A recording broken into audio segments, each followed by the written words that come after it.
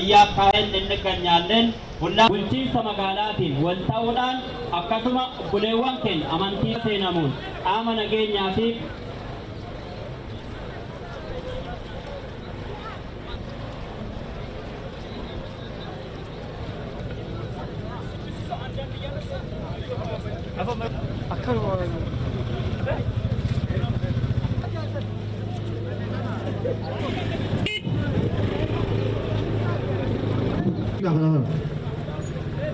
الله أكبر.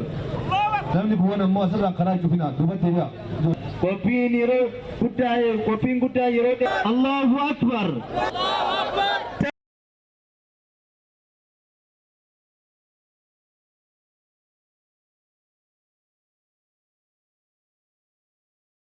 Warri naannoo kanatti dhaabbatan gaarii nu qaba. Adiifamu.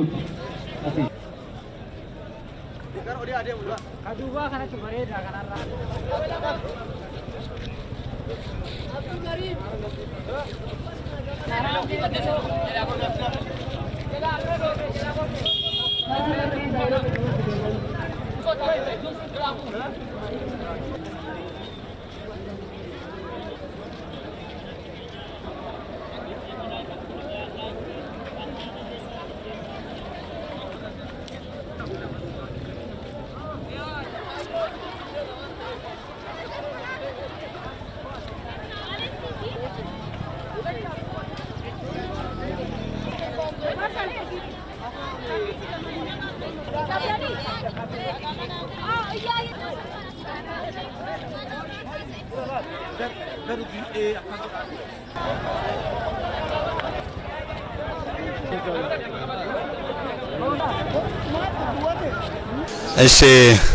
بسم الله الرحمن الرحيم الحمد لله رب العالمين وبه نستعين وبعد ويا عرضاء أمتا مسلمة مقالة باتو هندان بقى ويا كان إفطار قدتش سوما للوك أتشيسا يوكان يكفان كناتي بقى أمان إسلام مرتي كيسانو ويا عرضاء كانت تجي تنجتشا بربادا كانت تنسي أمان كنا مقال لباتو كايو أغنقاو كان إفطار قدّا هجناجو كان جافا قدّو جمّتشو قدّا تو اتلاقاما كايتشي وان كان تقوما أمانتا إسلاما تقوما أمانتو توجنجراتشو نجيني بيا كنا كيسة نجيني كمي قلت نمني جال لأوما وان جال لاث إن شاء الله تلو نمني يجولين تاء ولين ياتي ولين نجيت نجد فندور إسا والجالتا والجاللاف جتّا للوكين يوكاني هو إفطار جويا هرنا قدّتش كون تاسي فهم جتّا أكما أبياتو أمني مسلمة يو أكنت مسكينة جرو بلا ديبوتا ولي وامي ولي نلوقاته دمتشون قدان اتلاقا موانتف نتي إلقاكينا بلا جيتاني كان وجنو كان بودان إيدا قدتشات تجيه افديمنا كونيس جلبولتي إيدا تجيه تشارا أكاسوما صدركا بياتي كدا واقا كدا نجينيا akka nageenyi biyya keenyatti bu'uuf ummanni islaamaa magaala keenya karattas ba'ee waaqas kadhatuun tokkummaa amantaa isaa tokkummaa waliin jireenya isaa tokkummaa wal jaalalaa akka magaala baatutti ibsuuf waan feeneef kaayyichi kun godhame jechaadha. Wanni dabarfannu yoo jiraate guyyaa har'aa ummanni akkanatti ba'ee ummanni islaamaa akkana ba'ee akkasuma amantoolee ollaa keenya jirus as dhufee nu wajjin taa'u kana irratti nuti baasii guddoo miliyoona 3 gad hin taane asirratti onnoo goone gaafa kana goonuti nageenyaaf misoomaaf guddinaaf jaalalaaf magaalli teenya magaala jaalalaa akka taate aalamni marti haa beekuuf kanarraa dhaabatee galatuu an qabu yoo jiraate warroota waan kana keessatti nu gargaaran ummanni islaamaa ta'ee namoonni hiikkaa soomaa kanarratti nu gargaaran keessaa alaan ummanni muslimaa ka as keessa timira bitee fide ka bisaan fide ka horii fide ka nyaata fidetu jira kanarra dhaabadhee galata guddaa qabdanii ummanni waan kanarra nu wajjin dhaabattan galata addaa qabdanii galatooma jedha asirraan aansee bulchiinsa magaala keenyaallee gahee guddaa as keessa nu bira dhaabateera jechaadha ummanni inni bulchu ummata islaamaa kan ummata amantaa biraa as keessa jiru kana waan ta'eef isintu kiyyaanatu keessani waan jedhuun bishaan darzana naannoo 500 bitee ummata keenya kana bira dhaabateera jechaadha afaanuma kanaan galatooma bulchiinsi magaala baatullee jechuu barbaada akkas warri alaa keessaa kan nu gargaartan galata addaa qabdan jechuu barbaada galatooma. الرحيم الحمد لله رب العالمين وصلى اللهم وسلم وبارك على حبيبنا ورسولنا محمد بن عبد الله وعلى آله وصحبه أجمعين. إيجا كان جد إمبودا مكانك يا شيخ كدير علي جامع دعاء في إمام من وجنا مقالبات وكيست مجلسا كيستي دلقانك يا أكسمان قويا هردا داندي قدتش مقالبات الرتباني فطورة أمة مسلمة في أكسمان نموت مقالة كينا أمنتا كمينو أدون دانجسيني نما كمينو أدون دانجسيني نما مراد بفني أكما بيكمو ور أمنتا برالي نو أفوت أرقما أكسمان نما مراكي سميسيني أسر رباني قويا هردا واني كنكونيف واني ولو مقالة تكما مقالة كينا أوفي tokkummaan magaala keenyaa amantaa kamuuni wal uffanne namni muluunu waliin jiraatee jireenya ganda duniyaa irratti geggeeffachuu waan ta'eef kanaaf waan kana guyyaa har'aa kararratti baane akkanaan kuno akkuma agartan wal faxxarsiisuu fi qophiin xumuramee jira jechuudha. Eega akkana jedheen booda galata gabaabduu qabaa sunillee maali eega rabbiin galatoonfanne ramadaana nu sadarkaa kana nu geessee guyyaa har'aa as nu ga'u rabbii keenya galatoonfanna. Akkasumaan galanni lammaffaadha bulchiinsa magaala baatu warra nagahaallee warra kantiibotaa fi nama maraa isaan qophii akkana nu xumuranii guyyaa har'aa qaamni nageenyaa marti nu ladda dhaabate har'a wanni kun akka milkaa'u godhuu keessatti warri akkasumaan nu bira dhaabatan kamiyyuu galata ulfaadhaa barakadhaa guddadhaa isiniin jecha magaalli teenya magaala tokkummaa fi magaala waliigalaatii fi magaala jaalalaa rabbiin akka nu godhu jecha rabbitti himannee isin hundumti galatoomaa isiniin jedha. Hayyee bismillahir rahmanir rahim alhamdulillahi rabbil alamin maqaan koo Dr. Gaboot Beessoo Badhaasoon jedhama bulchiinsa magaalaa Baatuutti mana maree dhimmoota islaamummaa bulchiinsa magaalaa Baatuutti walitti qabaa boordiiti. Akkuma argaa jirtan sagantaan har'aa sagantaa ifxaara guddaa daandiirra magaalaa Baatuutti kan qopheessinee fi ummata harka qalleeyyii dabalatee ummanni keenya tokkummaadhaan bifa bareeduu fi akkaataa silaa barbaachisuun asitti wal gahee tokkummaa isaa ibsee jaalala qabullee ibsuudhaan kallattii itti adeemuu danda'uun kan qopheessinedha. Inni itti aansoo kan qopheessine ummata harka qalleeyyii homaa waan nyaatu hin qabne as keessatti galchuudhaan kallattii inni waan silaa argachuu qabu itti argatu haala mijeessaara. Sadaffaaf inni dhumaa kallattii magaalaa teenya itti beeksisuu dandeenyu hunda wal qabsiifnee magaalaan Baatu magaalaa jaalalaa magaalaa tokkummaa magaalaa wal danda'uu ta'uu ishii bifa kanaan argisiisuu dandeenyeera jechuudha. Isa kana wajjin wal qabatee duris hin jedhama ammas jedhamaa jira borus hin jedhama. Inni kun maalidha Baatuun magaalaa jaalalaa wal danda'iinsa wal kabajaa ta'uu ishii ummanni addunyaa haa beekudha kaayyoon keenya guddaan kana qopheessineef. Ummanni keenyas kun akkuma argaa jirtan kuma 50 ol ta'u yaa'ee bifa kanaan afxiraa jira. Inshallah guyyaa yeroo biraa ammoo sagantaa kana fakkaatuu fi kan daran magaalaa keenya beeksisu hin dalane jennee abdii kan qabnu yoo rabbi fedhe. Okay. ስሜ ፓስተር ፍቃዱ ዳምጠው እባላለሁ። የባቱ ከተማ ወንጌላውያን አብያተ ክርስቲያናት ህብረት ሰብሳቢ ነኝ።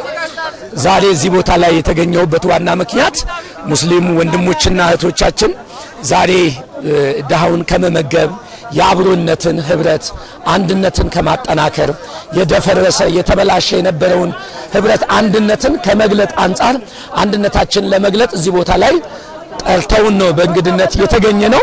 ያየነው ስርዓት በጣም አርክቶናል፣ አስደስቶናል። ያጣውን የመጎብኘት የመጠየቅ ህብረት አንድነትን የመመለስ ስራ ስለሆነ ከተማችን ላይ በእርግጥም የነበሩ ነገሮች ተጠብቀውና ተከብረው እንዲሄዱ ለማድረግ የተሰራ ስራ ነው። እንደ ባቱ ከተማ ሙስሊም የለም፣ ኦርቶዶክስ የለም፣ ፕሮቴስታንት የለም። ሁሉም በጋራ ትምህርት ቤታችን አንድ ነው። ምንውልበት ሰፈር አንድ ነው። በሙስሊሙ በሚደረገው ክርስቲያኑ ፕሮቴስታንቱ በጣልቃ ገብቶ በጋራ ነው የምንሰራው። ያንን የመግለጫ ፕሮግራም ነው የተደረገውና ባየነው ነገር ደግሞ በጣም ደስ ብሎናል። አስተማሪ ፕሮግራም ተደርጓል። እግዚአብሔር ይባርካቸው ማለት እንፈልጋለን።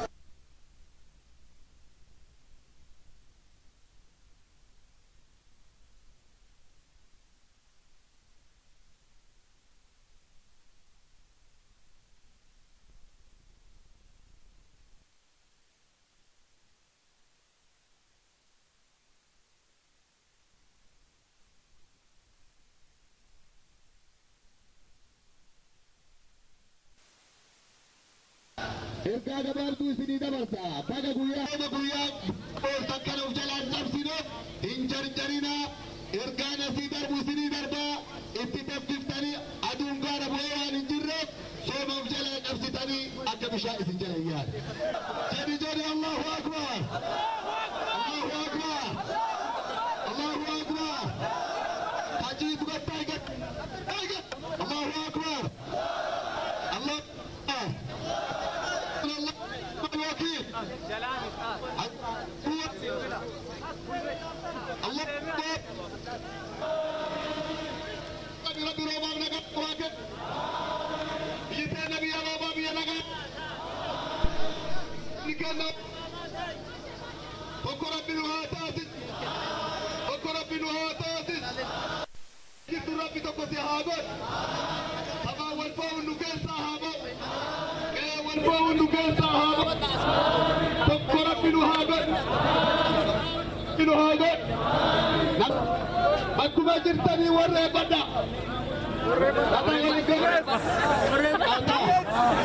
Akkana kunoo jaalala.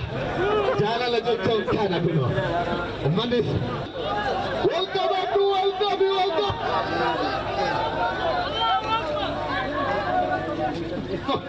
Allahu Akbar. Biyyi teenya nagaa haa taatu. Allahu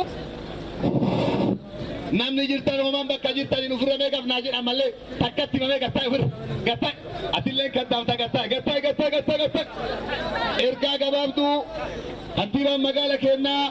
Nageenya jechuun immoo islaam isa qabatamaa waan nutti garsiistaniif akka mootummaatti ammas irra deebi'ee galatoomaa ulfaadhaa kabajamaa isin jechuun barbaada.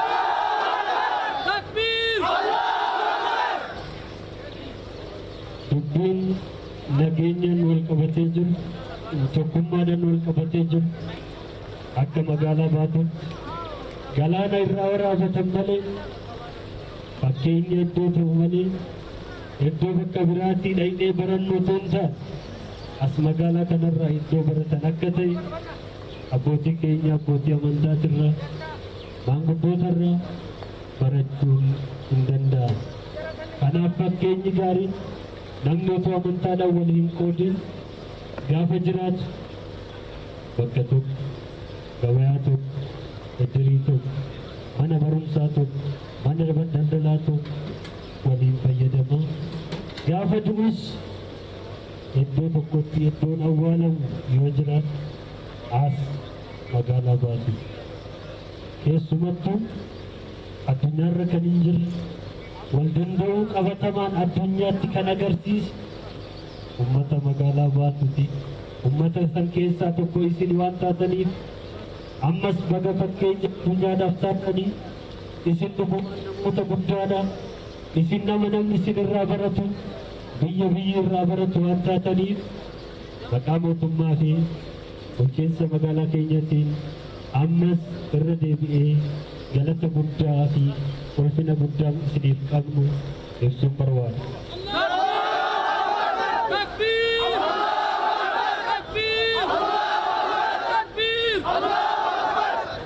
Xumura irratti uummanni kabajamaan kun gaafii akka mootummaatti nu gaafatu hundasa kan humnaan dandeenye seeraan dandeenye kan siin dhaggeeffannu gaafii keessan isinii deebisu hundaa ol mootummaan kun mootummaa uummata dhaggeeffatu yaadaa qalbiin murraa lapheen isin wajjin kan jirruu fi gaafiiwwan misoomaas ta'e kan amantaa yoo jedhu kan quraanaa otoo hin taane kan iddoo ta'uu danda'a kan akka amantaatti qabdan ta'uu danda'a waan mootummaarraa haajamtan hundasaa kan isinii deebisnu ta'uu isaa maqaa bulchiinsaatiin waadaa isin galuun barbaada.